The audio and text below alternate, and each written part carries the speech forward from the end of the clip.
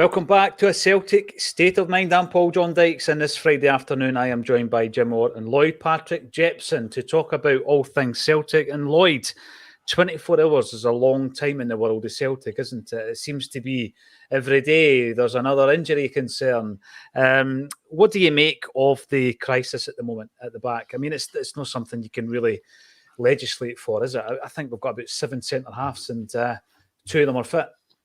Yeah, I kind of regret putting a group chat on Sunday before the game.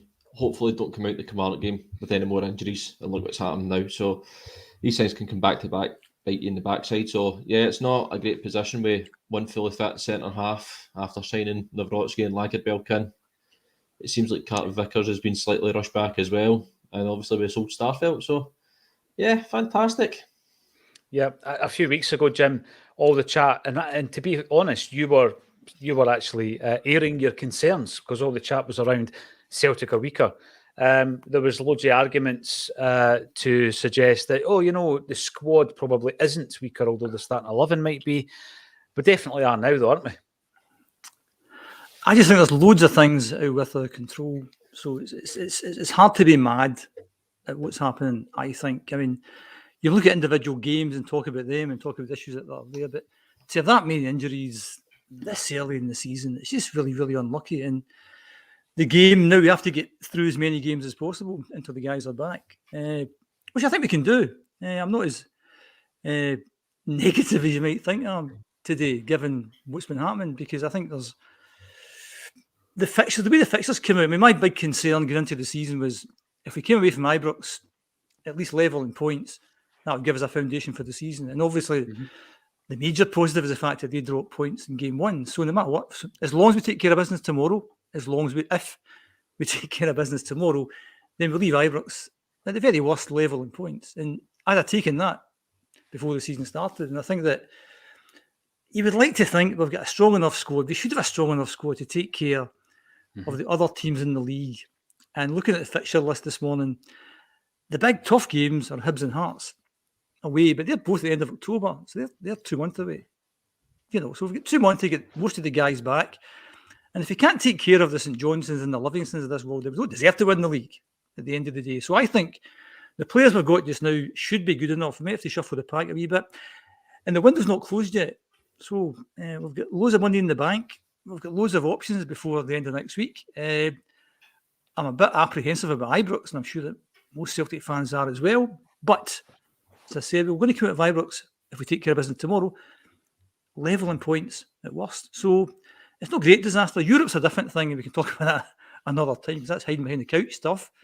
But at this point in time, most of that stuff is out with our control, and there's nothing we can do. The manager leaving, out with our control.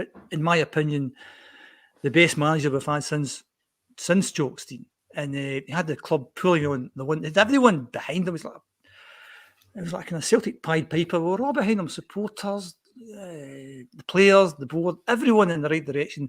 He goes, that just destabilises everyone. We lose Jota, in my opinion, the best player last year, the guy who makes things happen, a big game player, scores in the big games. And we lose the much maligned Carl Starfelt, who I think is a really solid defender. We get injuries to key players, Carter Vickers and Johnson being the main ones, and tons of other players. We get new guys coming in who you thought they could be first team players.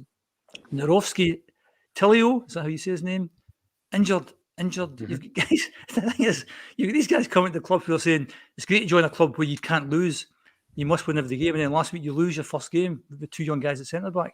So out with our control, totally out with our control. But what's within our control is we've got a new manager in who, I suppose, divides the support. I thought it was a bit of a kind of not a very original appointment. I thought we could maybe. But anyway, notwithstanding that, and we've got the opportunity, we've got the money and the opportunity to get some players in to help out. But I think if we go over this next couple of months, I think we'll be all right this season. But it's a kind of 50-50 call, because we are not just weaker than last season, we're significantly weaker than last season. And our main rivals are a lot stronger. So I think it's a bit of a toying course at the moment. Well, it's interesting that you talk about the appointment of Brendan Rodgers and how divisive it was, because we saw that reaction as it happened. Lloyd, is it still there? are Celtic fans right behind Rodgers? I feel that certainly I am, and I get a sense that most on Acsom are, but I did read some messages during the week where people were already lamenting the fact that he was back, and I'm not at that stage yet, Lloyd. No, I don't think a lot of folk are at that stage. I think obviously any poor result he's going to have will get highlighted more than what it did first time round when he was here, due to the fact the way he left and things like that. So these things you just take in hindsight. Okay, we get beat last weekend, but we can bounce back again tomorrow, get the team performing well, and then obviously head to Ibrox a week on Sunday. Hopefully in a positive mood. I think everyone's right behind the manager. No one's not behind the manager. I think you can have an opinion as to whether he was the choice you'd have went for, and I think it does lack a bit of imagination. Let's bring Rodgers back. Let's bring Lenny back. I mean, there's hundreds of managers out there, who we could maybe go at. So that's my only concern, that we're bringing people back. And I wonder about his motivation as well. And you can actually see that about some of the players. For us fans, you're thinking, well, why would you need motivation to come to Celtic? That's where you should be. But if you're a manager who's just lost his job and is doing nothing for a few months, is this another stepping stone for him? For some of the players, when you look at that performance last week against Kilmarnock, and you think, well, where is the motivation? The captain, Carl McGregor, who's been a bit out of sorts, and I wrote this down somewhere, that he said last week, it's important everyone sticks together, blah, blah, blah. Only way to get better is if we stick together. Strange thing to say that early in the season. Stick together twice in the one comment. So does that, and I know we pour over all the minutiae, but using the word stick together twice. I remember back in the early days of Acsom, culture was mentioned by Neil Lennon, and Paul jumped on that straight away. Culture, hold on. If the culture's not right, something's not right there. And I think one of the earlier chats we had also was whether the manager was an elite manager. I'll leave that conversation for another time as well. But, I just think motivation. Why do you do things? And if you're part of a Celtic team, and I'll tell you my big concern, without sounding negative again, is Matt O'Reilly, because he's been, I think, the best player this season. But if you're Matt O'Reilly, what's your motivation for staying at Celtic Park? Because, I'm assuming that 99% of people tuning into this have never played football at any kind of top level. And you always think players are a bit different from people, but they're not. They're just ordinary guys who are living this extraordinary life. And we've all been in a working environment. And what makes your work a bit better is the people. And you get to have pals that are a bit closer to you than others. And they make the job. The job doesn't change, but having good people around you and people that you like, people you get on with, makes your job a bit better. And from what I kind of gather, that his best two pals have now left. So Jota leaves for silly money. And if you're Matt O'Reilly, you're thinking, well, he's on what 10, 20 times what I'm on. Starfield goes to, he's going to a better league. We don't have plastic pitches and a warm climate. I assume only more money. If you're Matt O'Reilly, you've won the treble last season. We can't win the treble again this season. We're significantly worse. The window's shutting next week. So, and I hope he stays, obviously, but you're thinking, what's he thinking in terms of motivation? And that's why you want new guys win all the time, who are highly motivated, who have never won anything, and get that, instill that drive and determination. And those were two qualities that we completely lacked last week. Completely lacked drive, determination, physicality, and a will to win. And Kilmarnock had all them in spades. And that's why they won the game, because, there was nothing in the game. It was a completely nothing game last week, and they get the break with the goal. And I've still to see something that tells me why the goal stood, or why the guy wasn't sent off. But exactly. We're back to VAR again. So I'm off at left field here. VAR again, because one of the things I said yonks ago is if you're going to have VAR, you need transparency, accountability, clarity. And I'm not saying that would have changed the outcome of the game last week, but we need to understand why these things have happened, because it's going to get worse. It's going to get much worse than this. And we're all in the dark. And they showed those lines last week, and you're thinking, what does that mean? No further forward. I know you're no further forward, having somebody explain that to me, because I'm looking at this thinking, he's offside. The guy's offside, but he's given onside. Fair enough, I don't have an issue with that. But can somebody explain to me why? Why? And then real time, the elbow from the Kilmarnock guy, I didn't see. But in slow motion, you think, that's a red card. You've got VAR. Why is VAR? So nobody has explained anyone. And again, I'm not making excuses. We didn't deserve anything last week at all. Good luck to Kilmarnock. Hope they do well.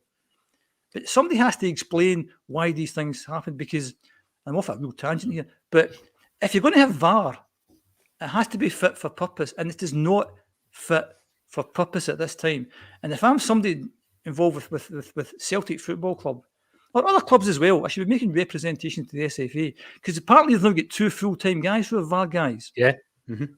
So we need to hear from them.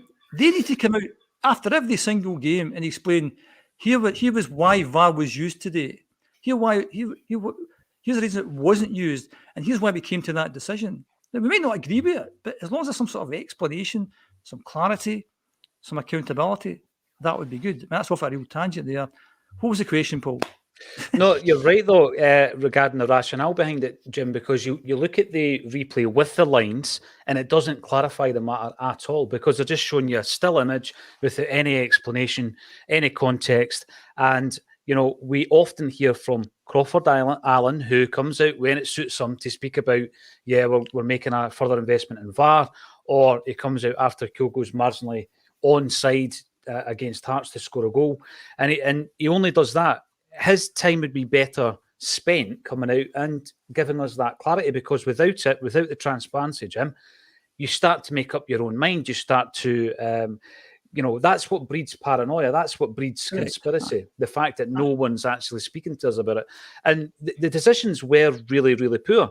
I want to pick up on a couple of things you were saying there in terms of Matt O'Reilly immediately. I think it's been an issue at Celtic for many, many years, where players obviously have close bonds, Lloyd, either with their teammates or on an international level. They then find out that the guys that they probably think they're on the same level as, or they certainly have been previously, are making tons more money than them. So Jim's mentioned motivation.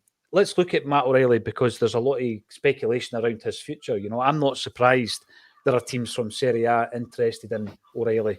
I agree with Jim. I think he's been our best performer in the 3 games that we've played so far. Last season, the interest came in from Germany for O'Reilly. He's going to get interest. What motivates him? Well, when he came to Celtic, plenty motivated him. He'd never won anything in his life at football. He'd actually been out of football for a spell after his days at Fulham. So I'm sure that there would have been a period of time where he was really taking stock of his future, and he's spoken about that as well. So his motivation over the last couple of seasons was probably to establish himself at Celtic, win trophies, be successful, maybe get international recognition, which he's got at under 21 level. Now that he's got all that, though, Lloyd, Jim's right. The motivation then steps up to something different, doesn't it? He might be looking at this season, think, I want to impress, I want to work with Brendan, I want to be getting more Champions League experience. But what happens after that? Does the motivation then go to the Starfelt, where it's, I want to play in a better league? Does it go down the route of Jota, where I want to make more money? Yeah, it kind of does go down that route, I think. Because let's be honest, the only other motivation you would probably think is he wants to do well in Europe. But are we ever actually going to get past into the last 16 of the Champions League? I don't think we will. So he's got to play 6 games in Europe this year. Okay, he might be a standout performer in any of those games, and maybe then that might get him a bigger move to a bigger league. But to me, that might be his only motivation to stay at Celtic, because once again, money is starting to talk again in football. You see it with Saudi Arabia transfers, you see it Premier League. All these players going for big money, even Jota leaving Celtic. No one would have seen that coming. Big money transfer. So this is what does motivate football. And it's just, you buy these players in and you're always going to move them on for bigger profit anyway. That is the Celtic model at the moment. Buy them cheap, bring them in, develop them, sell them on for a higher transfer fee, and then do it again. And it's just repeat. It is, and there's so many moving parts. Something that Jim has spoken about previously, whereby that's one bit of it. You've also then got a core group of players. Jim, and I'm going to ask you this question: what is the motivation of a Callum McGregor, James Forrest type player? Tony Ralston, I put in that category as well. Is not quite at that kind of level of his career. Is there such a thing as a motivation to be a legend of the club? A motivation to be a McGregor, a Forrest, to play the 500 games, to score the 100 goals, to be the most decorated player at the club? Does that still exist? Do you think McGregor and Forrest are walking examples of that? I don't think it exists anymore. I think you have to take stock of where you are. I mean, if you're Callum McGregor, who's played X number of games and it's quite close to maybe setting some records. I think everything comes down to kind of money and kind of family. I mean, if Callum McGregor's family, and I don't know, married, his kids are quite settled where he is, he's earning phenomenal money compared to you and I, But, as you said earlier, looking across the fence, Kieran Tierney's maybe earning whatever he earns, 3, 4, 5 times what Callum McGregor earns. It's a short career. I think he is a legend just now. So if he to leave tomorrow, he's still a legend. I think different things motivate different people. And I think there's levels of motivation as well that, we're fans. Why wouldn't you want to play for Celtic? You must want to play for Celtic. If you're a player and you've seen it all and you've done it all, and guys like Matt O'Reilly and Carl Stalford and Jota have actually done it all within 2 seasons.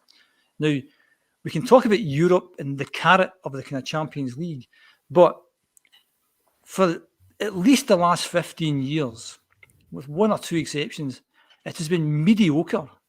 Mm-hmm. Celtic have been an absolute shambles in Europe. You could then ask why, and that's a different discussion over there, because we've tried different managers and we've tried loads of different players, so maybe it goes a bit higher than that, but maybe that's a debate for another day. If I'm Matt O'Reilly and I'm playing in that team and I'm seeing my mates moving on for bigger money, playing in better leagues, and I'm thinking, well, we could maybe win the treble again, but we've won the treble before.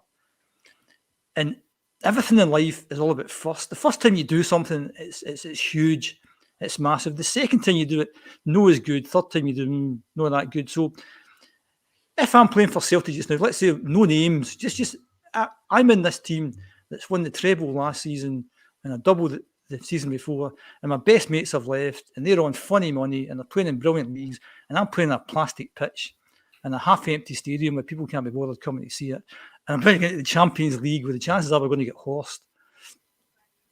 I'm away, basically, because there's better things for me to do. In terms of the James Forrests and the Callum McGregors world, they've been there that long and they're pretty settled. I can't see them moving for a bigger payday. They've earned enough, to not have to work again in their lifetimes. So how much money is enough? They've got enough. Basically, I can see them saying that. But as Lloyd says, that's the nature of the beast now. Where we are in the football food chain, if we're in a different league, it's maybe a different conversation. But where we are just now, we bring in players and we hope they're really good. And it's a catch-22, because if they're really, really good, they're going to move on. And if we buy players like a Jesse and Barkas, we could keep them for life because they're not very good. So if you buy players, and even if you get a manager who's really good, they're going to move on because there's much bigger fish in the sea than Celtic Football Club. The thing is, Jim, you said it from day one, the minute Spurs were mentioned, you were like, it's off, he's gone, we're going to have to start planning for it. Don't think that he's going to stay here for any of the motivational factors that I was posing there. Become a club legend, trophies won, European progress, all that kind of stuff that you hope every single person wearing the jersey aspires to. But we're fans, and we're clouded by that. And you're right about players like Ajeti and Barkas. When they're not playing well, it's tough to get rid of them. You either tear up the contract, i.e. Barkas, and it costs you a lot of money, or you've got a guy sitting there on the sidelines quite happy to draw his wages, and inevitably that costs you a lot of money as well. Going to pick up on a couple of points that came in the comments, and I'm going to bring the comments in. What do you have to say about the situation at Celtic presently? Where and how will we be able to replace the centre-half? I'm going to throw out a few names that have already been linked with the club over the pre-season.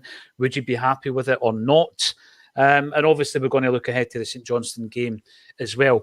But on the point of O'Reilly, before I get to some of the comments that have been coming in, you mentioned a couple of things, Jim. You mentioned the language used by the captain, talking about sticking together. And I guess that, the loss of your most creative, influential player in Jota, the loss of your manager, and the loss of any of the two centre-halves would have been a blow. Any of them, because you're breaking up the partnership that was so successful.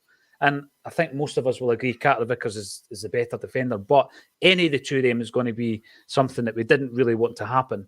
They 3 things have happened. We've brought in, at the moment, 6 players, apparently another 3 or 4. That was before the centre-half situation, so maybe even 4 or 5. You've got 11 guys coming in. You've got loads of guys leaving the door. The dynamic is completely changed Lloyd. So you then, as Celtic fans, look at every single word that is coming out the captain's mouth and you think, oh, does that mean that we've not really got that dynamic at the moment because of all the changes? Is it something you've picked up on? Is it something that concerns you, Lloyd? It's not just the captain's mouth. You've kind of watching what he's saying as well. Brendan Rodgers as well is coming out and said a few interesting things. Like he's not got enough quality in this transfer window so far that he was kind of hoping. So you don't overreact to these things. You just bide your time and wait and see what does happen. Because we've still got 7 days left of the transfer window. Okay, I don't want to think we'll wait till next Friday and we'll be scuppering about getting 5-6 players in that are real top quality. You're kind of hoping by this time next Thursday they're all in place, ready to go. Mm-hmm. So I'm not panicking or anything yet. I still think we'll be fine enough domestically, even though we have been papped out the League Cup. But these things happen. They do. You know the thing you're talking there about, and there's a few comments coming in about reverting to type, doing your business late. We were getting things over the line. We're going to speak about that. My bigger concern, actually, because I have no doubt we will get what we need in the door. It might just happen a wee bit later than we wanted.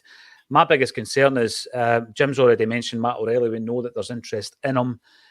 But we ran a show a few weeks back talking about the contracts that we were handing out, obviously, to McGregor and Kyogo and Maeda, Jim.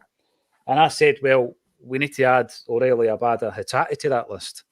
And that's for me, that's concerning. If you've got interest in players like O'Reilly, and obviously we are in negotiations with Abada and Hatate, near the end of the transfer window with everything else that's happening, that would feel disastrous if we lost one of their guys, having already lost Starfelt and Jota. I think the first thing I said today was out with their control. And a lot of that stuff you just said, Paul, is out with their control. If these guys want to move on, they're going to move on. And even if you offer them funny money that we can't afford, they're going to move on because it's not about that. It's about challenge and it's about motivation, etc. I mean, Alan Morrison said something interesting. He always says things that are interesting, talking about the markets that we are shopping in.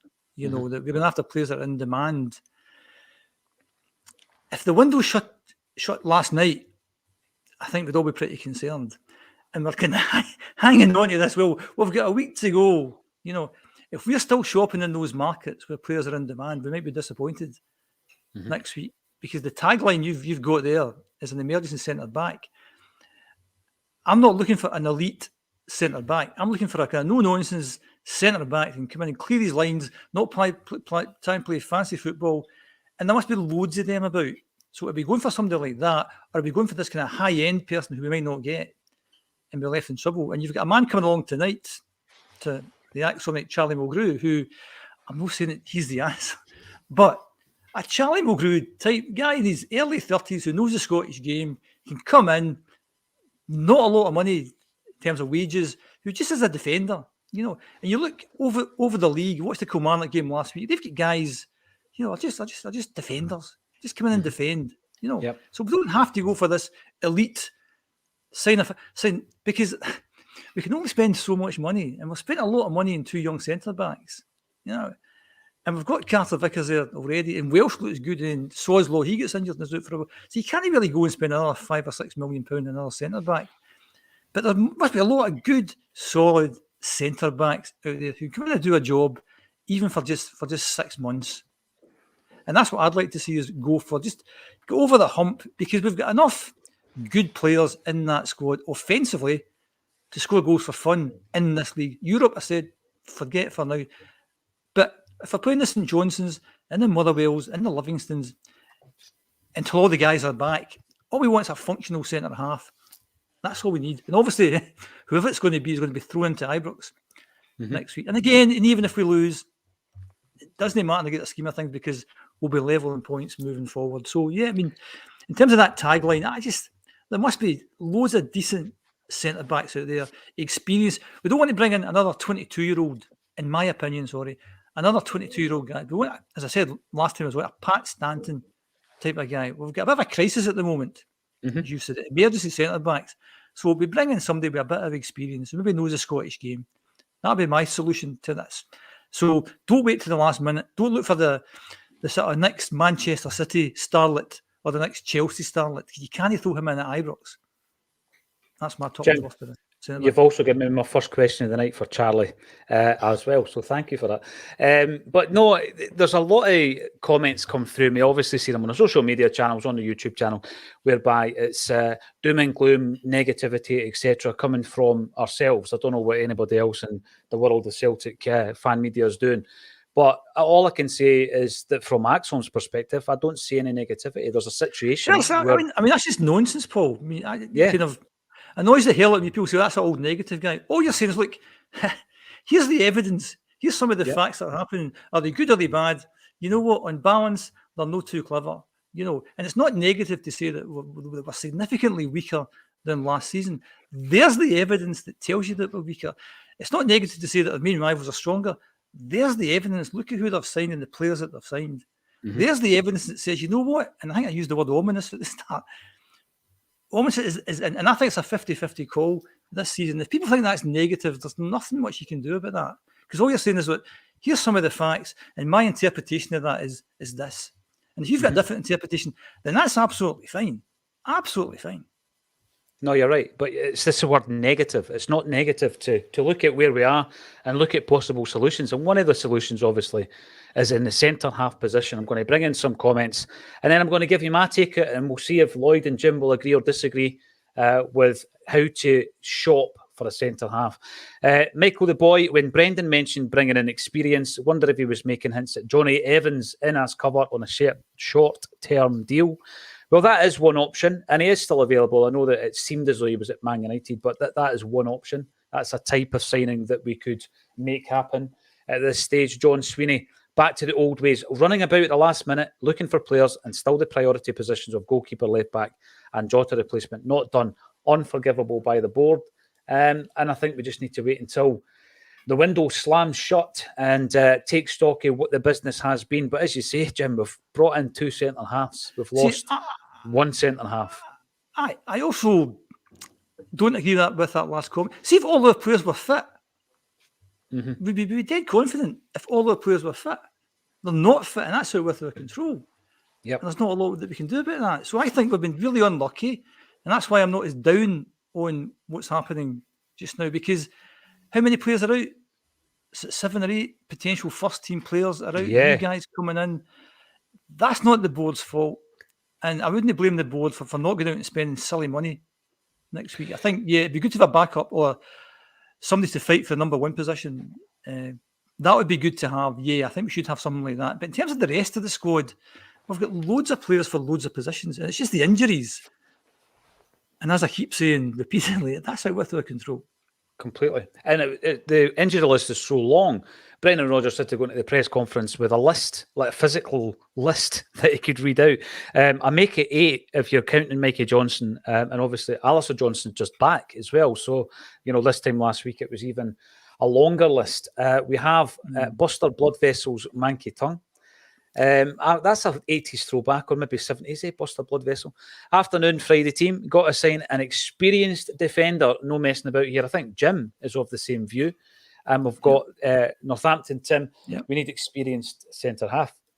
And we've also got Mick coming in. Deep breaths, everyone. It will be good to get new faces in, but they have to be the right ones. And if that means we need to persist with the status quo, then so be it.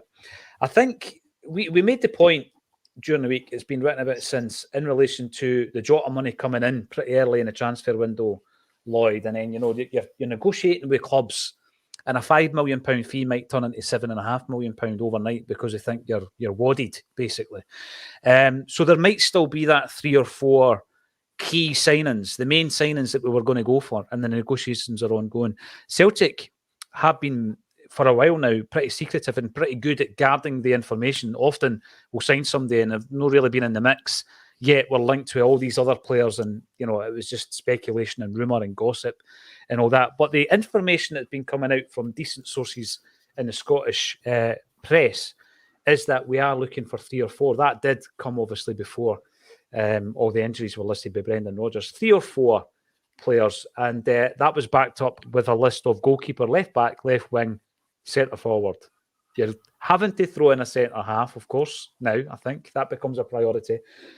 But how do we do it? Now, I would love it if there was a Pat Stanton type in Scottish football that knew the game, that could get you through this couple of months, because that's what we're talking about in the central defensive area, get us through that couple of months period. The other day there, Lawrence suggested that there are plenty of players on the free transfer list, not under contract. They're in limbo at the moment, and you could bring one of them in. My take on it is that, tell me if there's any others, but Johnny Evans, Eric Dyer, Harry Souttar, Scott McKenna, they've all been linked with Celtic in this pre-season by one source or another, Lloyd. Is there anybody in that list that you think, you know what, bring them in on loan with an option to buy? And, you know, come January time, once everything settles down, you might then look at your squad and say, is Kobayashi worth keeping? Is Scales worth keeping? You know, because at that time, we're going to be in a better position. Yeah, I think the loan market might be the kind of market to go down. I know, obviously, maybe in the last 3 weeks, we've been linked with the Eric Dyer move, so maybe even trying to ask Tottenham the question to get him on loan if his future's away for Spurs. In that aspect, even Lauren's suggestion, going to the free transfer market, because there is decent central defenders out there as well, where I think they would just be happy to come in on the year option, not a high fee, not high wages and that, and then you've got that position covered till at least Nawrocki or Carter Vickers get back in for the injury. So these positions can just be covered short term. That's all you need to do. It's the minute you get the injuries list cleared, then the squad's looking a lot better. No, you're right. And it is a temporary thing. That's what we're saying. It's an emergency centre back. Not that long ago, we were looking at the squad and thinking it was bloated and all this. And then almost overnight, or it seems overnight, we're facing this injury crisis. And, you know, some of the other names that have been linked have gone elsewhere. Tierney has left for Real Sociedad. We didn't really expect him to be coming back to Celtic. And Ryan Fraser's on his way to Southampton. He was linked. With regards to going for that elite signing, Jim, I think that I don't regard Ryan Fraser as an elite signing. He's a very expensive signing. But we have been linked to a different winger who isn't Daniel Podence. It's Lewis Palmer, 23 years of age, left winger. We're talking £3.5 million. Bringing him in straight away, you look at it and you see the reaction. The reaction is there's no way that's the replacement for Jota. And I guess my question or my response to that would be, why not? Because we brought Jota in and he was fairly unknown. I know that he was well known in Portugal. He was a bit of a prodigy when he was younger. But how much did we know about Jota, really, Jim? I mean, he progressed tremendously in the 2 years we had him. Yeah, I mean, I'm not that concerned. I mean, I think we'll bring in one or two offensive players to add to what we have just now. We need a centre forward, I think, to try and compete with Owen Kyogo. But I'm not that fussed moving forward. I think, again, to use the old Alex Ferguson quote, strikers win your games, defenders win your leagues. And in fact, the game at Ibrox next Sunday is absolutely massive. You know, if we were to win that game and you go 6 points clear, that puts a marker down for the season. So in fact, the centre half that you want to bring in, you want him to get straight into that game and make a difference. Mm-hmm. You don't want to buy a centre half and say, well, he's no match fit. It'll take him 3 weeks to get match fit. So I think that's such a huge game that if we get the right guy to come in who's match fit, who can hit the ground running, who can make a big difference a week on Sunday, that could have a massive implication on the actual season. So, I mean, the names you mentioned, they're elite players. They would be good signings. Absolutely. I don't have an issue with them at all. But again, I think there's a tendency to go for, we need somebody at that kind of level, and that's going to cost a lot of money. When in fact, I think there's a lot of good, solid, no-nonsense defenders that under different circumstances, you wouldn't go near these guys because you're looking for someone better than them, but it's an emergency. And you want to get by the emergency. So players that play for the Motherwells or the Kilmarnocks who are used to going to Ibrox and defending well. So, I mean, I don't know who's actually playing for these teams just now, but I'm not going to automatically go, we need an Eric Dyer or a Johnny Evans, because they'd be like phenomenal signings, you know? And then what do we do with them after a length of time? So I just need, and that's why I go back to somebody like Charlie Mulgrew. And I've always liked Charlie Mulgrew. He's a fantastic player for any team that he's playing. An old head experience. And you saw when he played with Dundee United there, he was organising people. He was controlling people. Somebody like that would be absolutely ideal. It doesn't have to be that elite level where you're paying silly money, but somebody like that. And one would assume the club knows that these guys are about, that the clubs aren't solely focusing on the next big thing. the young centre half that we can develop, that we know we've got a database of people out there who could do a job, because we're playing against these guys every week, and they're making it difficult for us to score goals. So these guys are out there, So, I mean, even if you get somebody playing for another Scottish club that's got 1 year left in his contract, you wouldn't pay much in wages to him, you wouldn't pay much in transfer fee. And you could come in and do a job and be a backup for not a lot of money. I know people might then say, well, you're setting your sights a bit low, but it's an emergency. And we want a no-nonsense centre half at this point in time. It doesn't have to be an elite player. And that's kind of my thinking on that issue. That's the type of saying. I mean, yes, listen, you just know people are going to say, they're going to clip that, Jim, and say, Jim Orr thinks Charlie Mulgrew should be the guy Celtic signed. Because that's what happens now. We get clipped. The other day there, someone showed me a clip that Jerry was claiming we were going to win the treble, including the Champions League. But the way that it's clipped, they don't actually give you the context that he's actually joking. But there you go. I hope there was a few giggles on the other fan base on that one. The thing is, he would say that. He would say, he's wildly optimistic. So he would say that. No matter the context, he would say, I think Jerry was meaning in Football Manager sense rather than jokingly. Well, the strange thing is, in this world, the minute it's out there, you're going to become a meme, you're going to become a clip. Fill your boots. Now, there's one thing I was talking about in the nearer the end of the term of Brendan's first time as manager. I bemoaned the fact that there was a real short-termism in relation to the loan market. We utilised the loan market, and it didn't result in us having loans to buy and all this kind of stuff, Lloyd. And I was not happy with that, because it is short-termism. And just the other day I was talking about it, and a few people were chatting about it in the comments. And the players that I listed were Daniel Arzani, Charlie Musonda, Ollie Burke, most expensive Scottish footballer of all time, Daniel Toljan, Philip Benkovic, and Timo Weah. That all happened within a period of time. That's quite a lot of money to shell out for half a dozen players if you were to look at the minutes played versus the wages and the transfer fee, because you obviously pay for a loan fee and all that. And I just didn't like it, because Celtic, we continue to win trophies. That's maybe the argument, Lloyd, but we didn't get anything out of the player, really, in terms of, a value, an asset. And I don't like the short-termism. But under the circumstances, I'm maybe contradicting myself a wee bit here, because I'm saying, no, we need a short-term solution here. But I just think it's because Brendan is faced with a situation, a number of circumstances that we could not plan for. They're out with our control. And, I think all fans would look at it and say, I can understand why we're bringing in the short-term fix on this occasion. Do you think it is something we will do, or are we going to run with what we've got? Because I said yesterday, Johnson can play centre-half, Awata can play centre-half. We do have Lagerbielke and we do have Scales. Will we run with that until everybody else is fit? I'm kind of going to go with what Brendan said in his press conference, where he did say he would kind of need to look at his transfer strategy now and maybe bring in a centre-half. But I'm looking at it thinking, a free transfer centre-half, he's not going to cost any transfer fee. And there's other positions I would rather spend certain money on still, rather than needing to go and buy another central defender. Yeah. Mm-hmm. Yeah, you're right. I mean, if you're going to bring in, for example, that left winger, it looks as though it could be $3.5 million for him.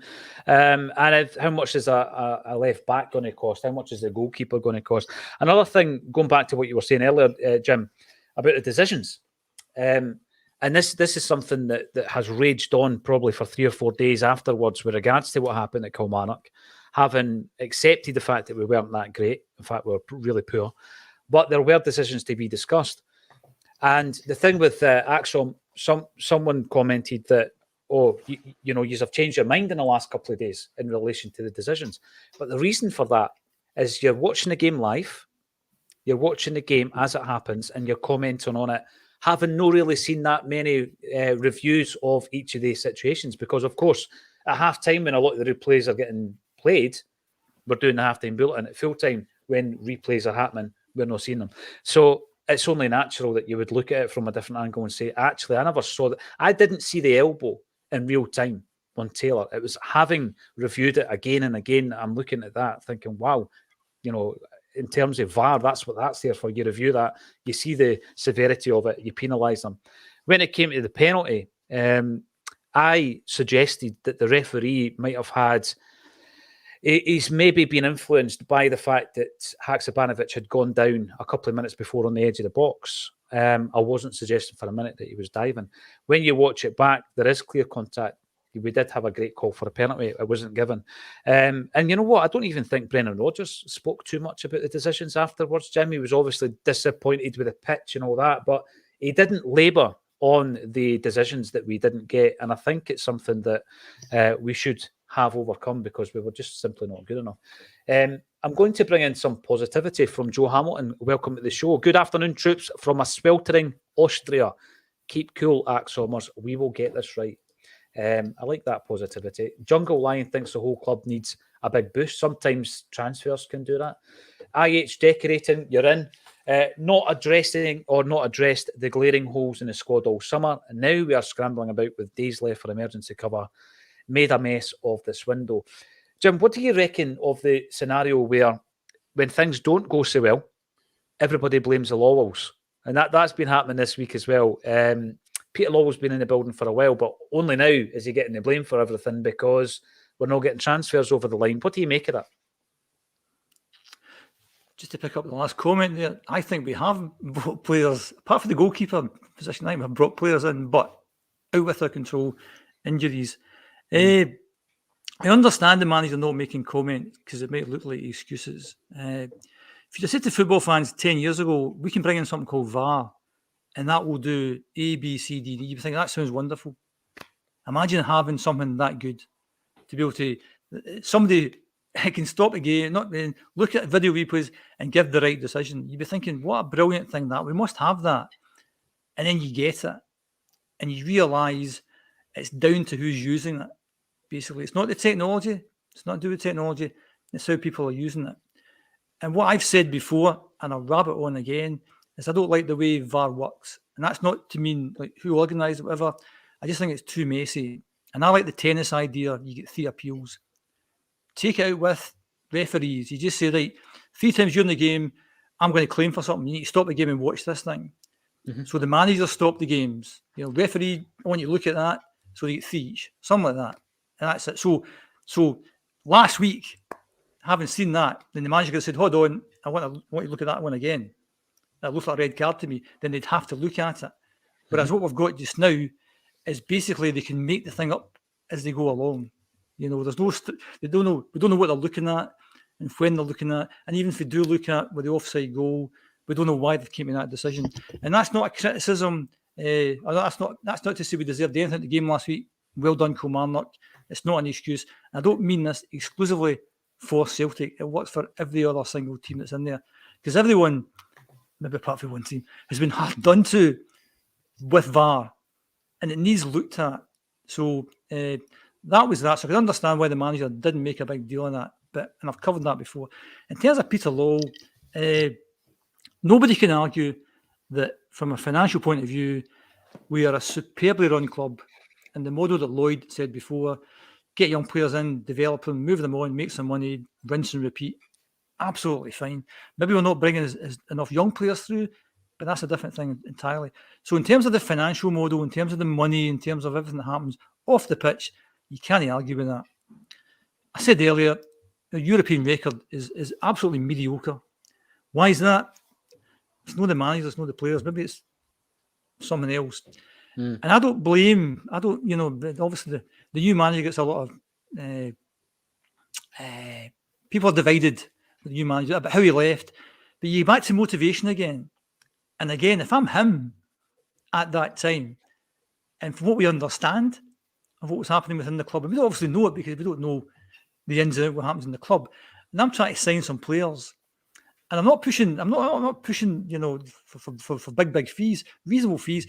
And I repeatedly don't get these players that I'm after, and I get a chance of a better job somewhere else that double, triple with the money, I'm off ski.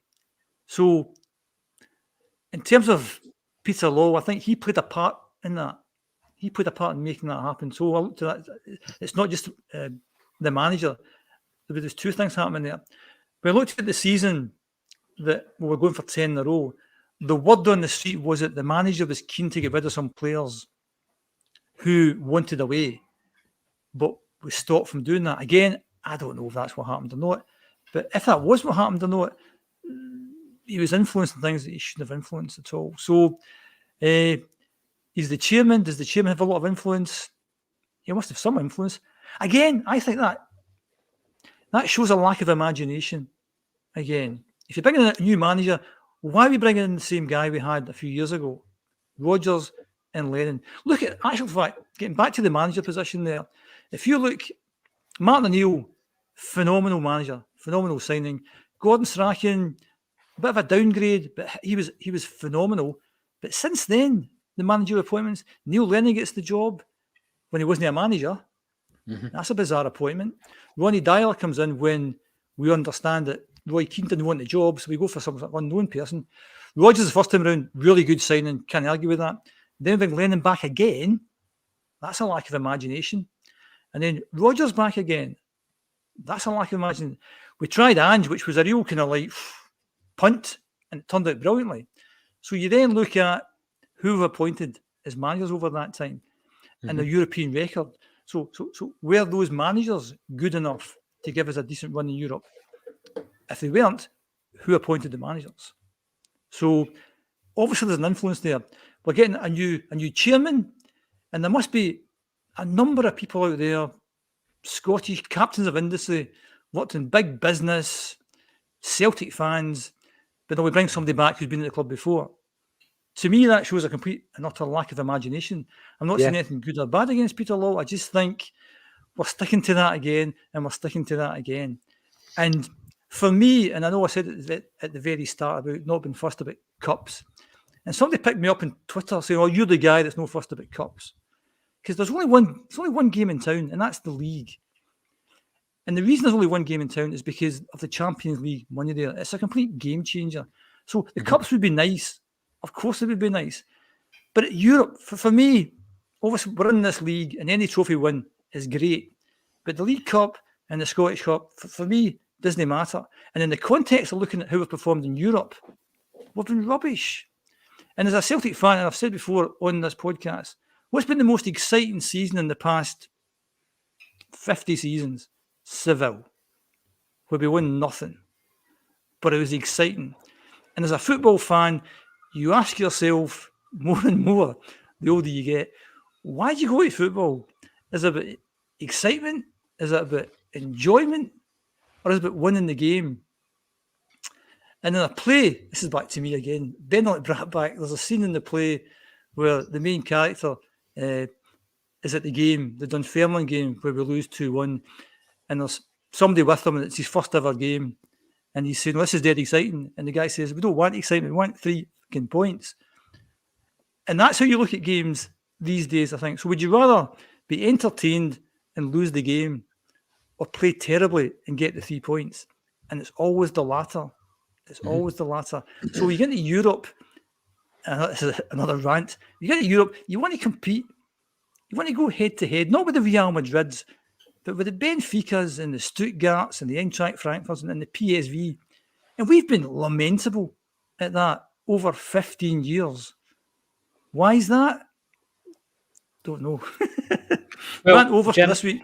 I was already hiding behind the couch with regards to the draw for the Champions League, and now I feel a wee bit more worried than before. But you're right. You know, if you're looking at what we have done in terms of progression, often it's not just a lack of ideas and creativity and imagination bringing people back. You ask yourself, if we were unable to progress with that model in place before, what makes you think we can progress with the same bodies in the building? And I totally get that. Now, Stephen Winning, I'm bringing it up. You're commenting on Facebook, short-termism. You're advocating a solid, no-nonsense defender that will come in for 2 months. Under certain circumstances, like just now where you're in a bit of an injury crisis, I think you've just got to take your medicine, and you know that it's short-termism. I think the way around it is your loan-to-buy option rather than somebody who would only be in for a few months. And I think some of the names I've mentioned before, you can understand why some of them have been linked to the club. We've been linked to the likes of Scott McKenna for a long time, since he's been at Aberdeen. Harry Souttar, obviously, you know, Brendan Rodgers knows him from the time at Leicester, etc. So, yeah, it is short-termism, but I think we're backed into a corner on this occasion.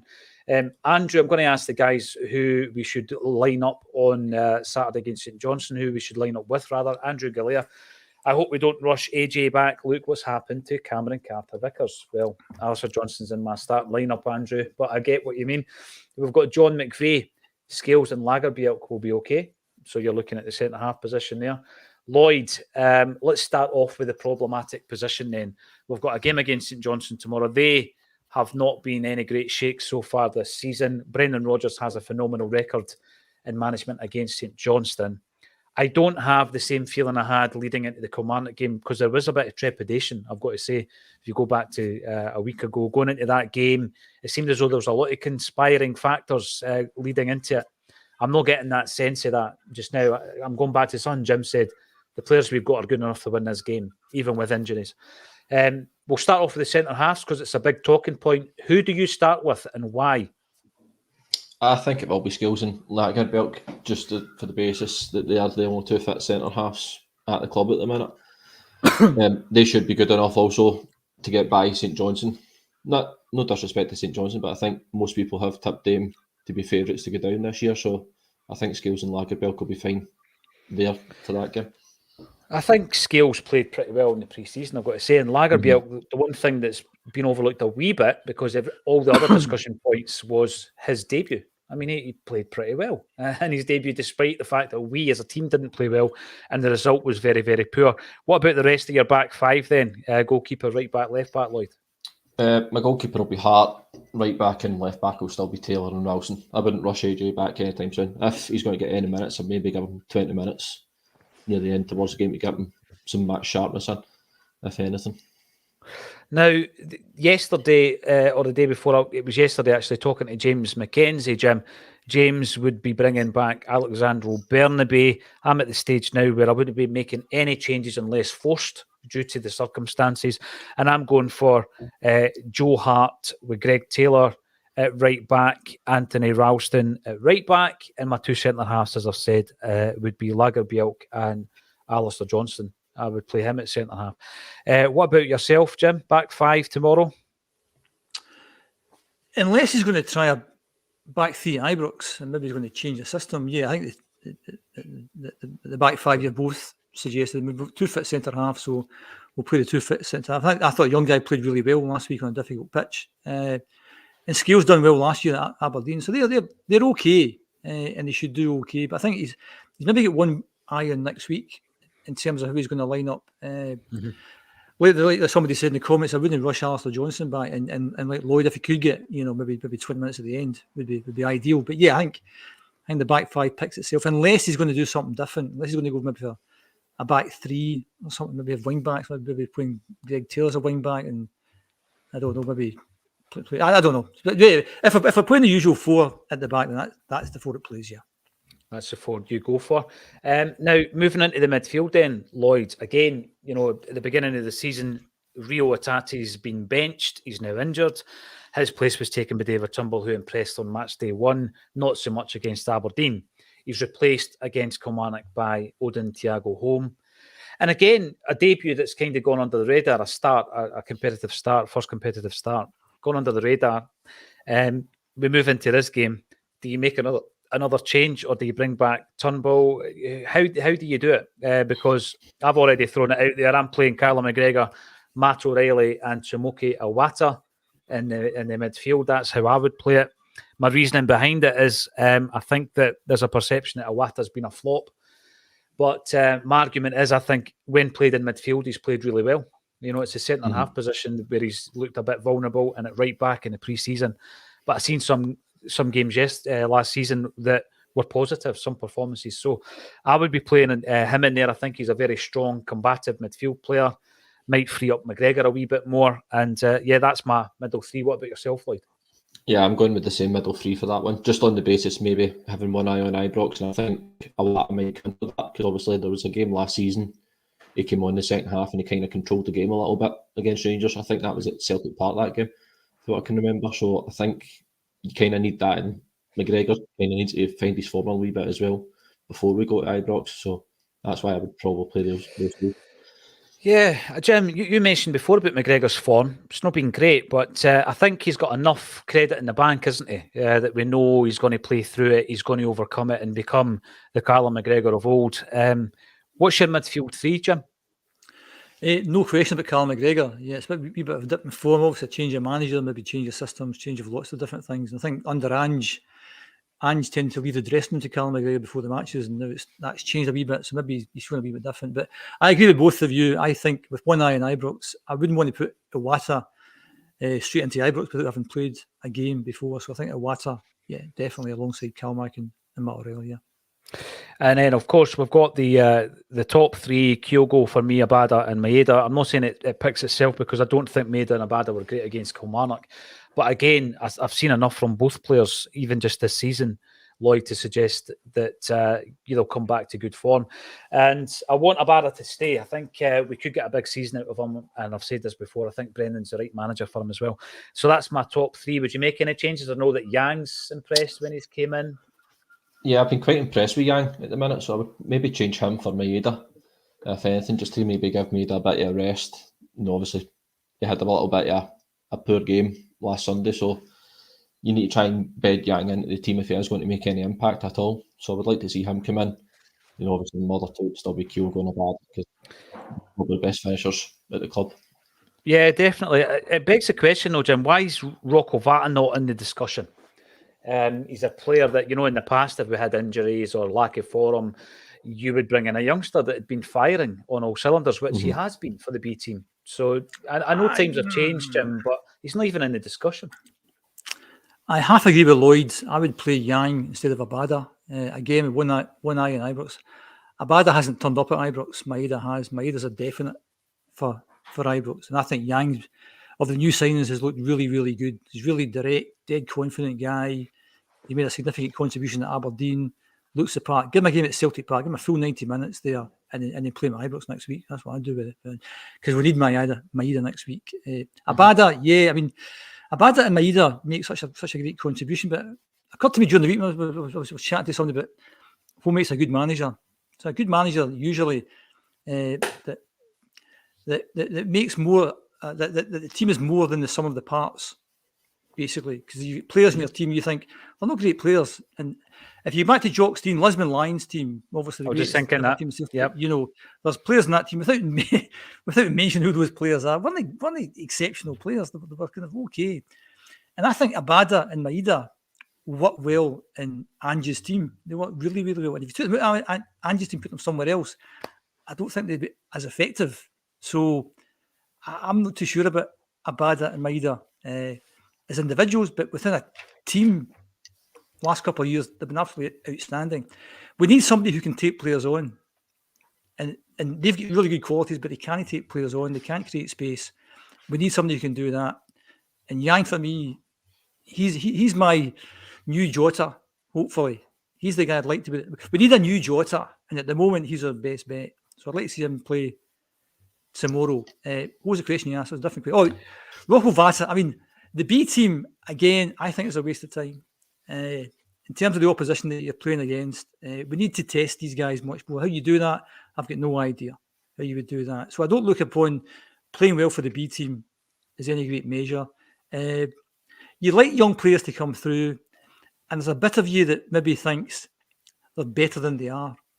And until they've played, I've had some minutes in their legs, you can't really tell. So the manager knows best. He's looking at these players all the time. And if Yang's a better bet than Rocco Vata, then you go with the manager's decision because he sees them every single day. Yeah, so in terms of the team tomorrow, Yang, Kyogo and Maeda.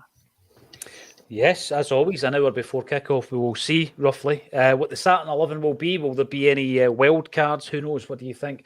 Let us know in the comments field. And I've always considered, being the traditionalist that I am, that it was part of the Celtic way to rear your own and bring kids through. But it's just simply not happening as often or with as regularity as it once did. Even with the changes to the modern game, I just feel that we are signing other people's prospects at the age of 20, 21 because they've had their game time elsewhere.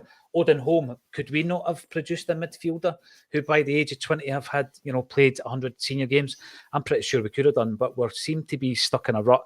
And like Jim says, I'm not convinced with what's happening with the B team and where they're playing. But the club are kind of forced into it. It's beyond the club's control even, because no one has an appetite, it would seem, for the progression of teams through that pyramid system. Now, there's a lot happening, as Jim mentioned earlier on. We are going to be in a venue tonight with Charlie Mulgrew. Now, Charlie Mulgrew will be joined by a replacement. There was, due to unforeseen circumstances, a quite late call-off, but Charlie Mulgrew will be replaced. No, he won't. He'll be there with his beautiful hair. He'll be there with Mark Wilson. So come along if you wish, because of the late change, there might be one or two tickets available, but it was sold out weeks ago. We'll see if we can fit you in. It's at Don Max, which is on Sauchiehall Hall Street, and there's loads of Acsom contributors going to be there. Hopefully you can enjoy yourself, Lloyd, with a few sherbets here and there. And also this morning I got a visit from Jamie Tierney's dad. We are obviously pushing the initiative to sell the jerseys. Another couple of jerseys actually arrived in the post whilst Jamie Senior was in the studio this morning. It's brilliant to see how everybody's pulling together. But we do have a framed jersey that we're going to take along tonight. We're going to auction it off for wee Jamie Tierney, who suffers from Duchenne muscular dystrophy. We've already got a 200 quid bid on it. It's signed by 8 Lisbon Lions. So it's a brilliant item, and that is where we ask you to put your hands in your pockets to raise money for charity. It's tough for everybody. We're all struggling in terms of the financial situation here, but Celtic fans always come good when it comes to good causes. So thanks everybody for that as well. We will be back half an hour, as always, half an hour before kick-off tomorrow. We'll be facing St Johnstone. Hopefully, we will have a better day this weekend than we did last. Anybody that's coming along, come and say hello tonight at Don Max. I'm really looking forward to the new venue. Thank you, everybody, for getting involved in the comments. And thank you once again to Lloyd and Jim for joining me on A Celtic State of Mind.